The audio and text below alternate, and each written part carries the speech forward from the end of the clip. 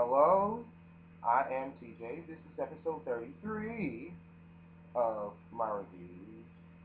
I'm continuing my walkthrough going into the final stretch of Kingdom Hearts 2 in this part of the series.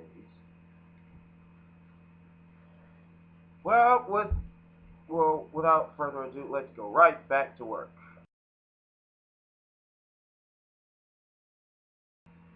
Now, the battle with Zigbar is going to begin with Zigbar trying to snipe you from a distance.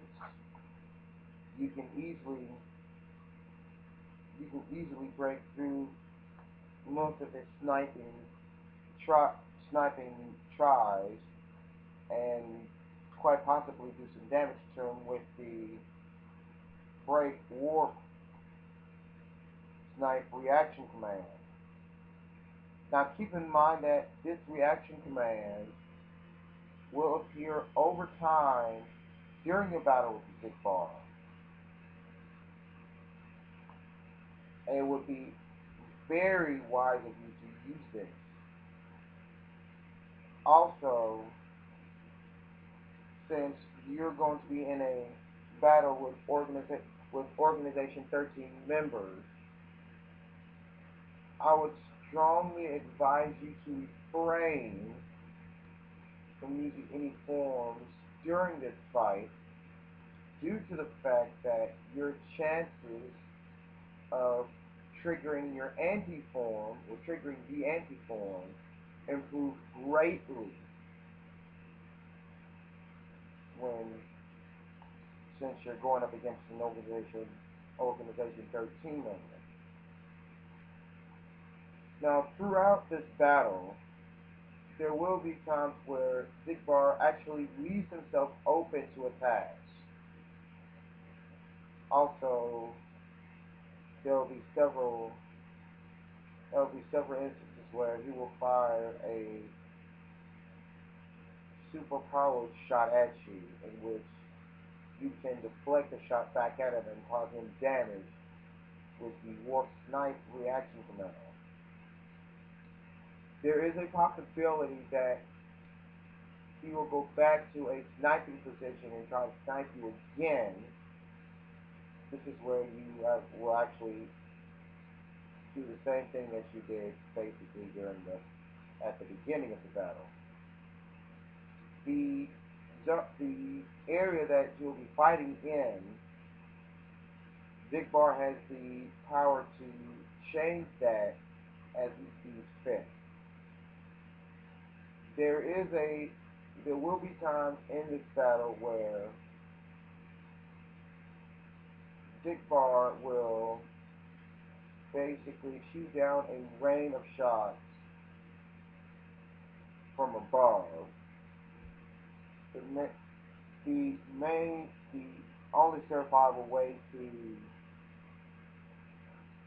make sure that you don't get hit with the cataclysm of sniper shots is to stay out of the middle. Because it will seem as if the Zigbar will aim for the middle, where he thinks you're going to be at. So as long as you stay out of the middle of where he's aiming, you should be fine. The get bonuses for defeating Zigbar is the Magnet Element upgrade if you haven't acquired the Magnet spell already for Sora, and an XM item slot for Donald, and a plus 5 HP boost for Goofy. You also receive Ansem Secret Report number 3. Now, this report is actually, the Secret Report in this Kingdom Hearts game was actually written by Ansem the Wise himself, not Xemnas, who went under the disguise of Ansem, the Seeker of Darkness. Now, following Zigbar's downfall, of course, he's going to call him Roxas, much like everyone else in Organization 13 that's still alive. is going to keep calling Sora Roxas because, unbeknownst to Sora, Roxas is the nobody of Sora. But after Zigbar's defeat, you're going to continue on through the castle that never was, and you're going to come across a room known as the Proof of Existence. Now, when you first arrive in the Proof of Existence, you're gonna see that basically your pathway to keep going upward in the castle is blocked, and the only way to go forward is to basically go into the two rooms inside the Proof of Existence and beat both Organization 13 members that occupy it. Your first stop in the Proof of Existence is Havoc's Divide. Havoc's Divide is where you will battle Luxord. Now, unlike any of the other battles that you have fought, or any of the boss battles that you fought, and unlike the future boss battles that you will fight, this specific battle is completely time-based. Now, both Sora and Luxord will have time bars appear at the top of the screen, one for Sora and, of course, one for Luxord. Now, whoever's time bar reaches zero first will lose. If that wasn't enough, you also have to worry about Sora's health meter going down. Of course, if Sora's health reaches zero, he loses too. So, and if that wasn't bad enough, Sora fights Luxord alone, considering the fact that Luxord traps his friends in cars.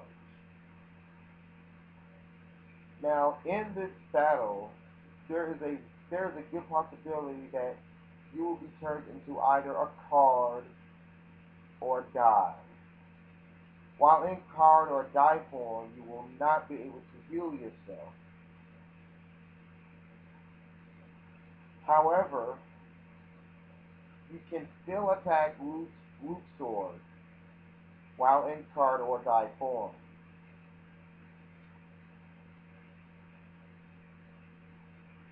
Now, of course, when you beat Luxord, you get a 8 plus 5 HP boost for Sora, since you're fighting with just Sora, and Anthem Secret Report number 9.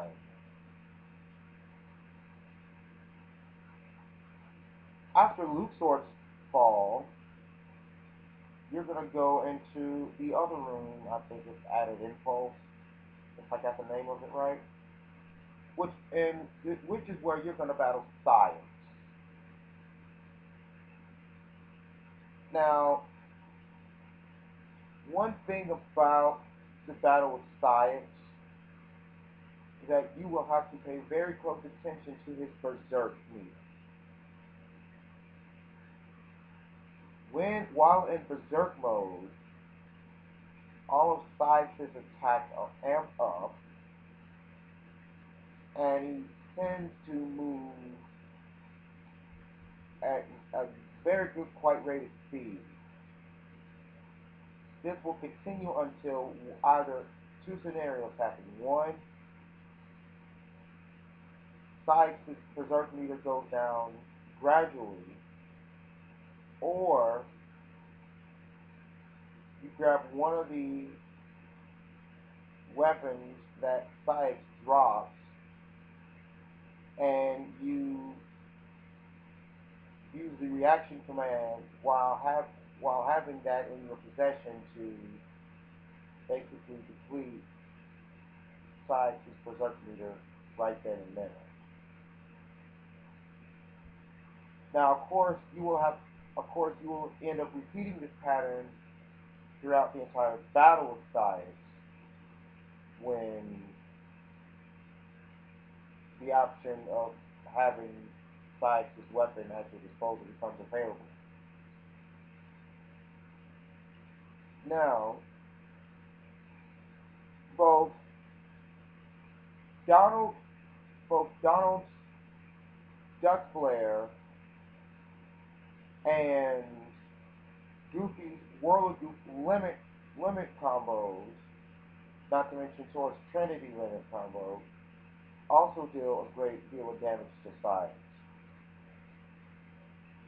To get bonuses for defeating Sayx, Sora gets an extra drive gauge, which will bring his drive gauge up to 6. Donald gets a plus 4 HP boost, and Goofy gets an extra item slot. You also get Secret Answers Report number 12. Now,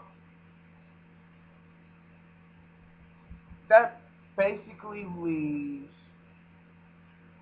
just one last organization member. With the rest of the organization members dead, that leaves only Xemnas, the organization's last and only survivor.